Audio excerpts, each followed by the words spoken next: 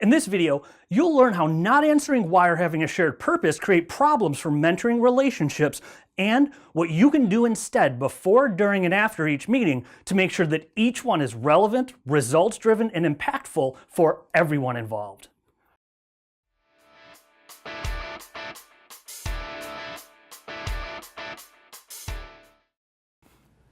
Hello, we're here for 8 unedited minutes about mentoring with Andrew Samaniego, former director at Everyday Health and currently a new alumni champion at Quinlan School of Business. Thank you for being here. Thanks for having me, Mark. It's good to be here. I would love to jump right in from our last conversation.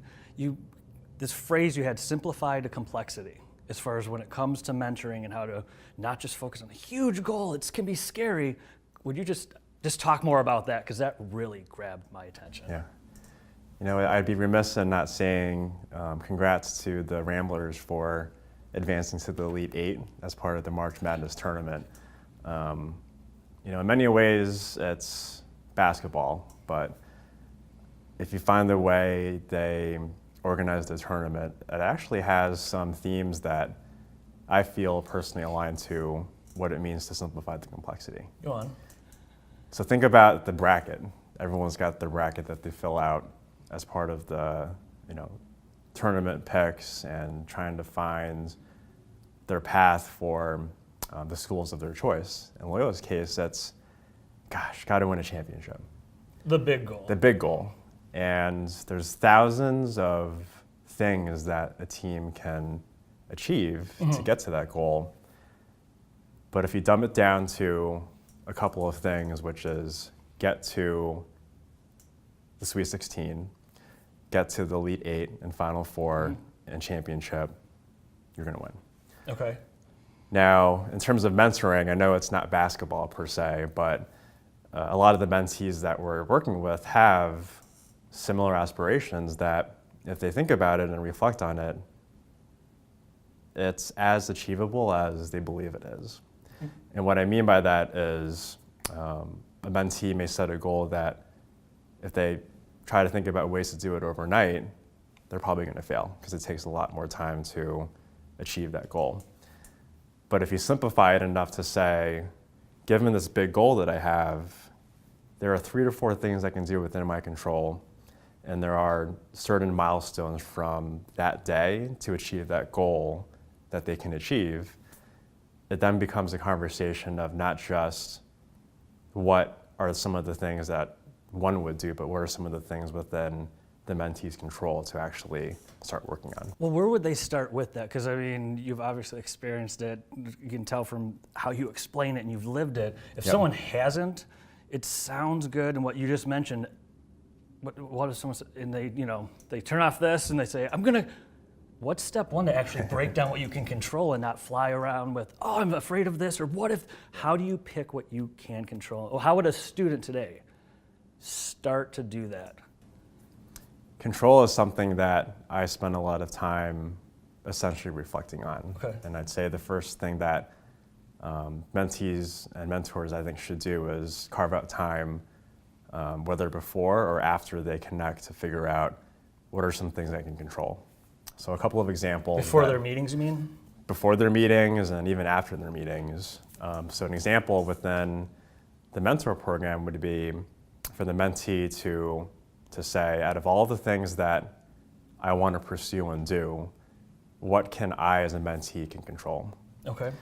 And so an example may be, in preparation for my mentor conversation, have I thought about what my goal is for the call and relationship I have with this mentor?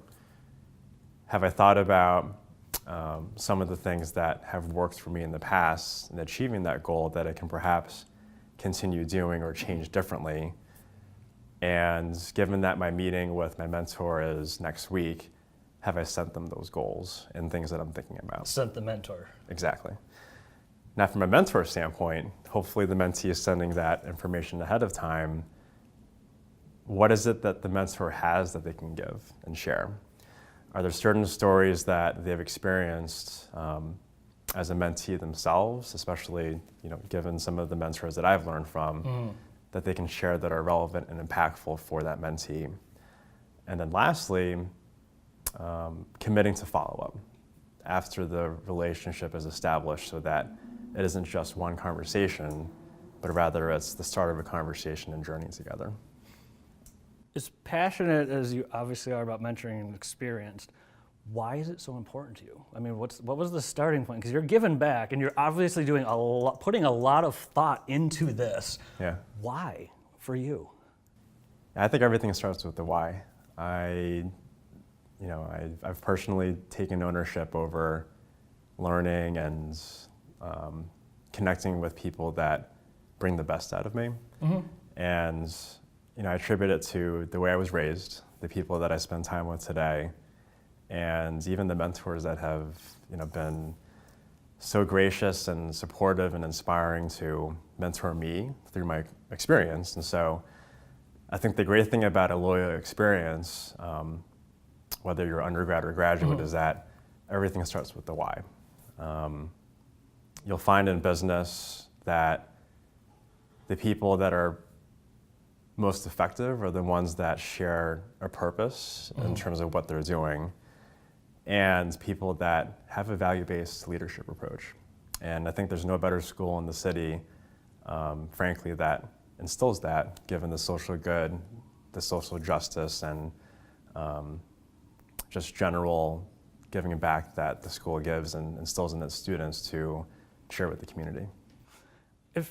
With community and giving back, how does that play out? What can students do to be able to not give back to their mentors, but to be able to make giving back part of this learning and mentoring process? Yeah. So it's not just about a job. Yeah. So giving back is, I think it's something that you'll find people define differently depending on who you are. How do you define it? Well, it's funny, I've actually tried to define it through people that have mentored me, and the funny thing about mentorship is it doesn't have to be an actual in-person individual that's teaching you. I try to draw inspiration from professors that I used to have, or executives that are very well spoken and share their knowledge, like Jack Welch, Jeff Weiner. So learning from afar. Learning from afar. And I'm currently reading this book by Tim Ferriss, who wrote a book, Tribe of Mentors. It's a 600-page book, probably not conducive to a student that's currently enrolled. So we can't do a recap right now. Can't do a recap. But there's actually even an app that you can download that summarizes everything into 15-minute blinks, if you will. But going back to giving back, one mentor defines giving back as using your leadership and presence to bring the best out of people that are around you at that given time. And so that can be, inspiration. It can be up-leveling as a mentor or mentee's goals to think that it's greater than what they're actually thinking about, and just being mindful that we're all part of something bigger than ourselves. I think that's a perfect way to end. And I think that's so important for mentorship, is remembering there's always something bigger than ourselves. Yeah. Thank you so much for being here. Thank you for having me. Absolutely.